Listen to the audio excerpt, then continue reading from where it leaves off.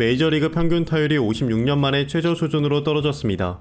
정규 시즌 절반이 지난 현재 평균 타율은 2할 4푼 1입니다. 이보다 낮은 타율을 기록한 때는 2할 3푼 7리로 역대 최저 타율 시즌이었던 1968년까지 거슬러 올라가야 합니다. 메이저리그의 낮은 평균 타율은 올해 갑자기 나타난 현상이 아니고 약 18년 전부터 하락세를 보였습니다. 1990년대 중반부터 2000년대 중반까지 10년간 2할 6푼 이상의 평균 타율을 유지하다가 점차 하락하더니 이제는 2할 4푼대까지 추락한 것입니다. 팀으로 보면 시애틀 메리너스와 시카고 화이트삭스의 올해 평균 타율은 2할 1푼 8리로 제일 낮습니다. 당연히 두 팀에서 타율이 3할을 넘는 선수는 없습니다. 다른 팀까지 봐도 3할 이상 선수는 13명에 그쳐 20년 전 36명과 큰 차이가 있습니다. 물론 최근 비교군인 1990년대 후반부터 2000년대 초반엔 스테로이드 시대로서 많은 선수들이 금지 약물 근육 강화제 스테로이드를 복용하며 기량을 최대치로 끌어올리던 때였습니다. 그래서 이때보다 타율 하락은 자연스러운 현상 같지만 유지하지 못하고 계속해서 떨어진다는 것은 분명히 특이한 현상입니다. 하반기 성적에 따라 올해 평균 타율이 올라갈 수도 있지만 그렇지 못해 이를 유지한다면 148년의 메이저리그 역사상 4번째로 낮은 기록이 됩니다. 특히 두 번째와 세 번째는 데드볼 시대입니다. 이처럼 최근 메이저리그가 전반적으로 낮은 타율을 보이는 이유를 알아보겠습니다. 우선 투수 분야의 변화가 가장 큰 원인입니다. 첫 번째로는 투구 속도가 증가한 것인데요. 구속 1마일을 올릴 때마다 평균 자책점 0.25가 줄어든다는 분석이 있는 만큼 투수는 구속 향상에 노력을 기울입니다. 그 결과 올해 포신 페스티벌 평균 구속은 151.9km로 2007년의 146.6km보다 5.3km나 올랐습니다. 2018년을 제외하고 한 번도 하락한 적이 없고 계속 상승해온 결과인데요. 이런 구속 향상의 이유로 2000년대 이후 투구 추적 데이터의 확산과 생체 역학 측면의 훈련법이 꼽힙니다.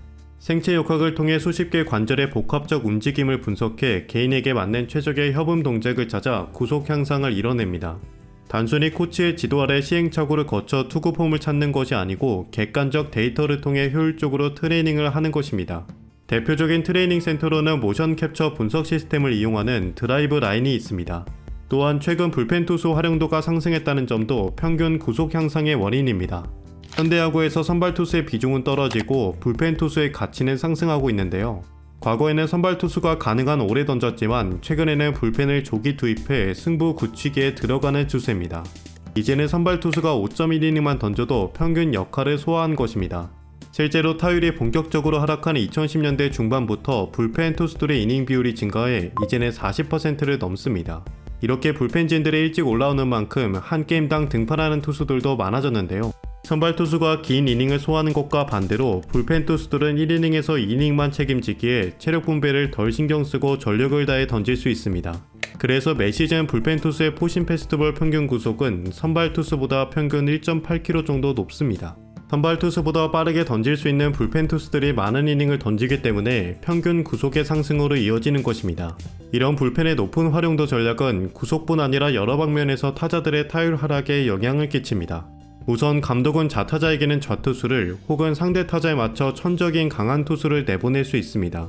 또한 선발이 한 타자를 여러 번 상대하는 것과 달리 불펜은 보통 한 번만 상대하기 때문에 타자 입장에서는 투구에 익숙해지기 어렵습니다.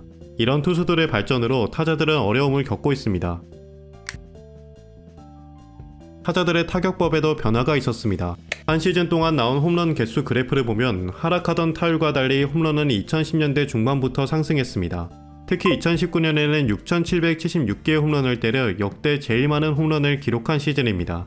2위는 2017년, 3위는 2021년, 4위는 2023년으로 지난 7년간 역대 홈런 5위 중 4번이나 나왔습니다. 홈런이 증가하자 장타율에도 변화가 생겼습니다. 물론 장타율도 안타 개수의 영향을 받으니 출루율과 비슷한 흐름을 보이지만 그 변화의 폭이 훨씬 큽니다. 결과적으로 장타율과 출루율을 합쳐 계산되는 OPS는 타율만큼 하락하지 않았습니다. 스테로이드 시대를 제외하고 보면 현재 OPS는 오히려 평균치에 근접합니다. 타율과 OPS의 차이가 보여주는 최근 타격 변화는 현대 야구 트렌드인 뜬공혁명에 기인합니다.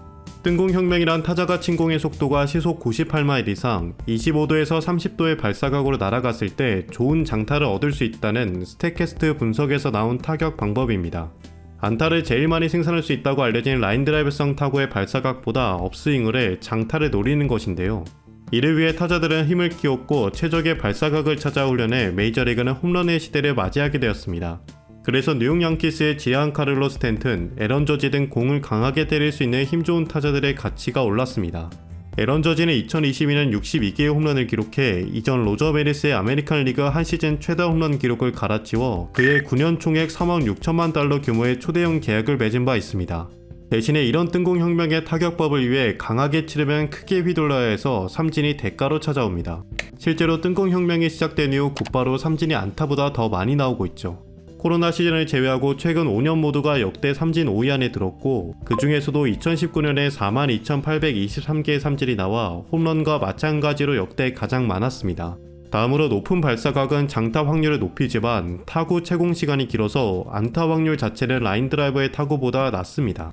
결국 땅볼 대비 뜬공은 지속적으로 감소하게 됐고 뜬공 아웃의 가능성도 증가했습니다. 이처럼 뜬공혁명으로 인해 장타율은 증가했을지라도 삼진과 뜬공 아웃이란 대가로 인해 타율은 감소한 것입니다. 메이저리그는 지금까지 타율이 극심하게 낮아졌을 때 제도 변화를 통해 개선해 나갔습니다. 앞서 언급했듯이 역대 타율이 가장 낮았던 때 2위와 3위가 데드볼 시대입니다. 데드볼 시대란 비용 절감을 위해 야구공의 반발력을 의도적으로 낮추고 공 한 개로 한 경기를 버티며 극심한 투고 타절을 보이던 시절입니다. 반발력이 낮으니 타자들은 장타를 포기하고 방망이를 짧게 지어 안타 생성에만 집중했습니다. 안타와 득점이 저조하자 메이저리그는 1911년에 공인구를 도입하고 1920년에 경기 중 공 교체가 자유롭도록 규정해 라이브볼 시대를 맞이했습니다. 마찬가지로 역대 최저 타율 시즌이었던 1968년 이후에도 메이저리그는 투수 마운드를 15인치에서 10인치로 낮추고 스트라이크 존을 축소했습니다. 2022년 평균 타율 2할 4푼 3리를 찍었을 때에도 수비 시프트 제한을 곧바로 다음 해부터 도입했습니다. 뜬공혁명의 기반에 강하게 업스윙으로 치려면 당겨치는 것이 유리한데 이에 대한 수비로 야수들을 한쪽 방향에 배치한 것을 막기 위함이었습니다. 하지만 메이저리그 사무국은 이런 수비가 야구의 역동성을 가로막아 경기의 흥미를 떨어뜨린다는 지적을 합니다. 그래서 포수와 투수를 제외한 내야수들은 투수가 공을 던지기 전까지 2루를 기준으로 양쪽에 2명씩 서 있어야 한다는 수비 시프트 제한을 건 것입니다. 이처럼 메이저리그는 타율이 저조할 때 새로운 대책을 내놓았습니다. 여러분들은 메이저리그 낮은 평균 타율에 대해 어떻게 생각하시나요? 댓글로 여러분들의 의견을 나눠주시면 감사하겠습니다.